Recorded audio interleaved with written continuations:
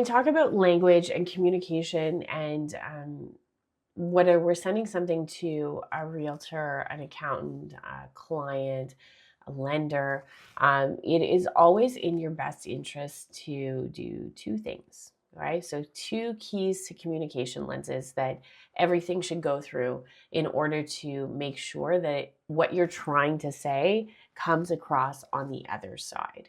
So, step one, what's in it for me, right? Scott talks about this all the time, WIIFM. People tune into things that are important to them.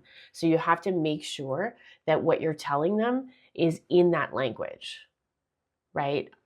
I don't need all of your documents to pre-approve you because I love documents, right? No.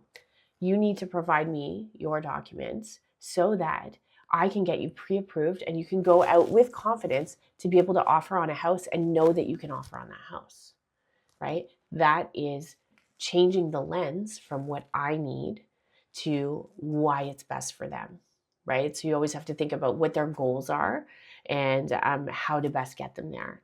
And that's why when we train new agents, we have a really strict discovery call plan where they ask a few questions to understand the client's goals.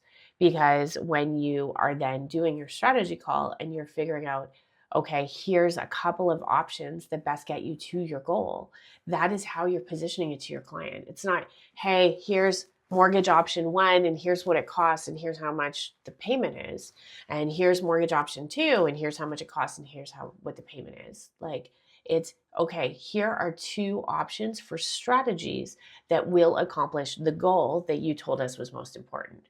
Be it get money out of your house to pay for your renovation, or restructure your debt, or pay your mortgage off sooner. Like, here's the two options, and here's why this one would be better or this one would be better. Now you get to pick which one feels right to you, right? That is a different strategic consult with your client than option A, option B, pick a price, right?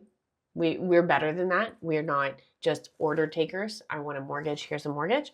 It is about strategic advice and really helping them to achieve the goals they have for their family, for this property, for their financial future, right? That is what we're here to do.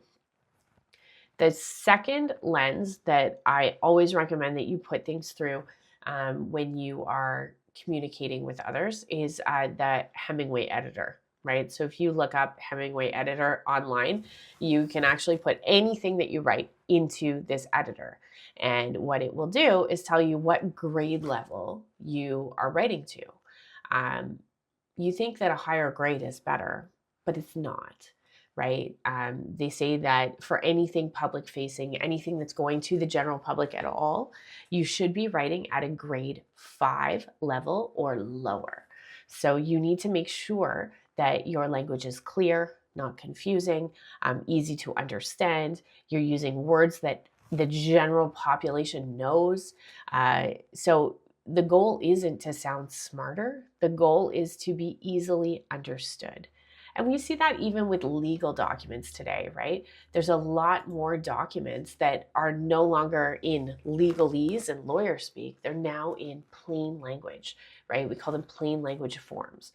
Or at least that's what we called them in professional practice in healthcare, was plain language forms. So forms that we always use with all these like important health questions, well, they had to be in plain language so that the general population could it's easier for them to understand them and for them to answer the questions, right? Because if they cannot understand your communication, then you're not getting the correct information back.